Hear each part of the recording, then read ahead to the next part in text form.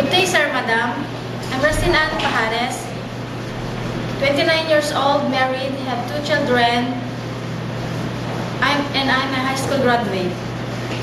I work in Lebanon as a domestic helper, and my duties and responsibilities are ironing, washing, fixing the clothes, cleaning, cooking, and taking care of the baby as well.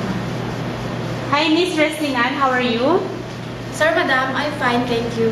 What are the advantages of the employers if they will hire you? If you will hire me, madam, I promise I'll be good and devoted to my work. I'll be patient, honest, hardworking, and responsible housemaid, madam. Okay, so since you are a mother, so can you tell me the proper way on how to take care of newly born baby?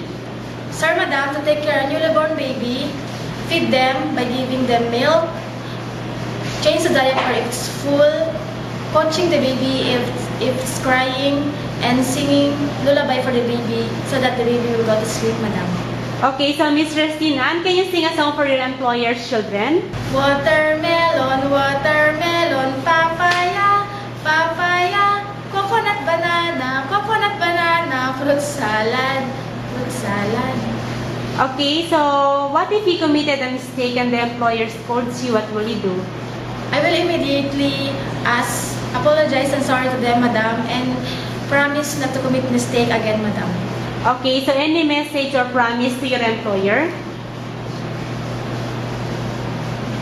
Madam, sir, if you hire me, I promise I'll be good and devoted to my work. I promise to finish my 2 years contract, and I will serve you with all my heart.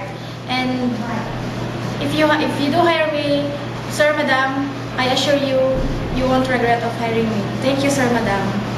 Okay, Miss Rustin Ann, thank you and hope to see you soon in Singapore. Thank you, sir, madam.